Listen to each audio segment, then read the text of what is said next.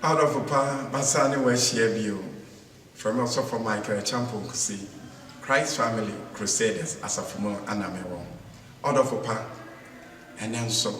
maybe some know a chair and grand session, I yanko pono, at the Adomie. So winning baby was say, in Pitiasiana, not some no ho, Nana some the new yanko pono, Nana assembly you yanko po, Tuasukaya was in assembly by Yamanam, Nanny and the tonight. Na yehu na new nyam say agane ba wo no kro na new nyam anokre ene adom asenima ene ye me mpai bo say asema wo betie no ebe ya honam ewo mu na amasem no mu nokre ne asem no mu anu nyam no adadi ewo wabrabo mu enu nti ene me entu kwan ewo nyame asem no mu ye entu kwan na yakọ ebo ye ni akọhoma ewo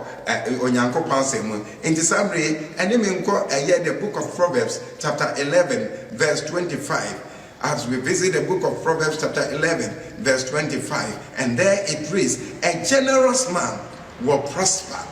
He who refreshes others will himself be refreshed. Was it onipa ni trimu eye mre onipa ne nsam gwo no awurade si obeye yie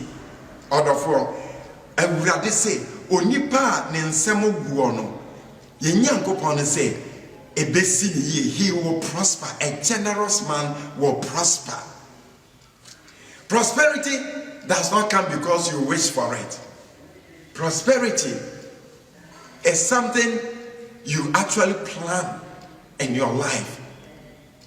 to do or to achieve. And you be a was said that as you say, Wabrabomu, no kwaya, your faso, edi ye, and a rade echano. Was it Obia and Samoguon? Was it a basin ye?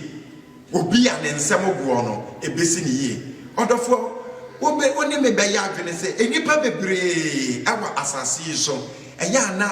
Papa yo ye, ayente. Say a beba and some begoni a betsney and sa, our afrofrosono, yana ayente. It me a nipa be brave, say a yebinum. Ana eya adoma ya media ma wo nti won na eso omocha de debi odofo se ewiase ayeti wansua sanya yesi eche ade a wudi wo krabro odofo wuti ni ameka kire wono ewiase ayeti no se wansua sanya wo besua adoye eya wudi wo ankasa wo kra abro esan se eniema bebre ebeba wakwemu a ema wo hu yedie amane nya wadwen se yes, for a short time you will see yourself prospering. But it's say I say adia ba ko person the baby and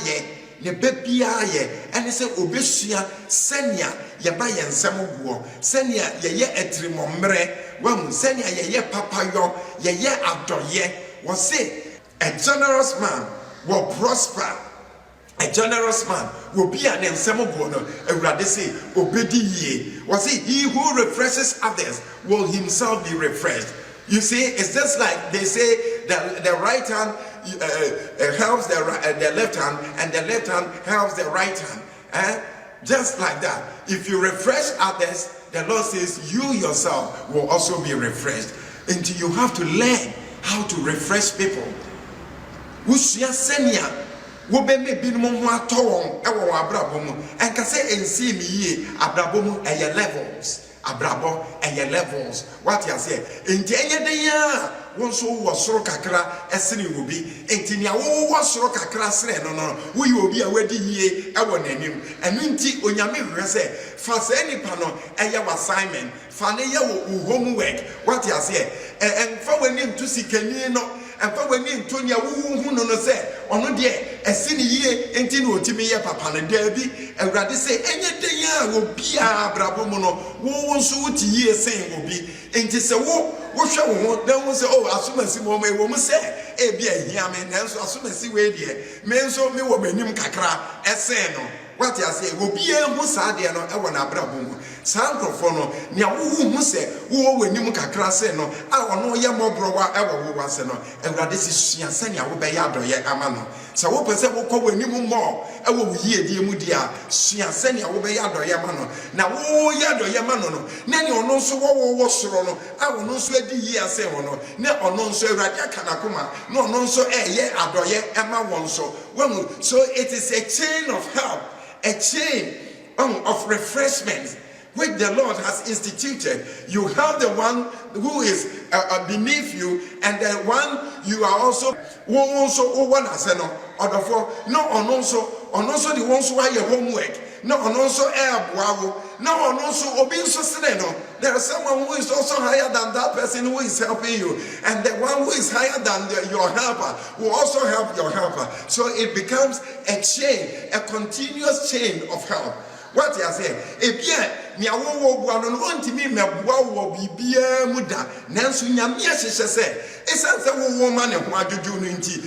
nyame enso besiesie obi a ɔno nso ɛkyɛ ho na ɔno nso bɛba bɛyɛ ade a anka wo nso ne yɛyɛ wo den no ɔbɛba bɛyɛ ma for free a wontua ho hwɛ sɛ kwan bi na ɛsɛ bie ma wa ebebie ama ɛnyɛ da bia na yɛ bibia obi de hyɛ on sase gye na emom ɛnhyira kɛse no kra no ɛyɛ na ɛyɛ ɛpono ɛne nyame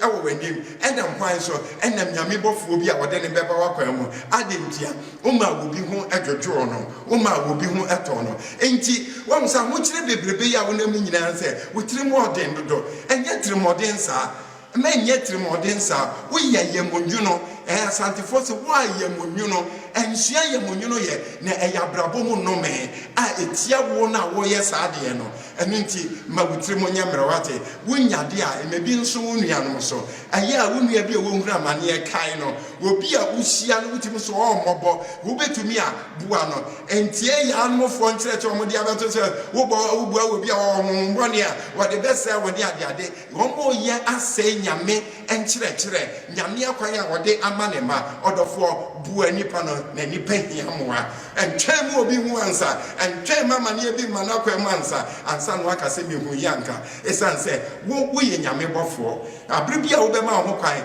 na nyame de wayɛ adwuma ɛbɛma obi ho adwodwo no na wadane onyankopɔn bɔfoɔ meka sɛ Awurade ɛnhyira wate sua sɛnea yɛsie ɛyɛ adɔyɛ na wɔn ho nso ɛbɛdwodwo nyame ɛnka ho na ɔsiesie wɔ Yesu din mu amen.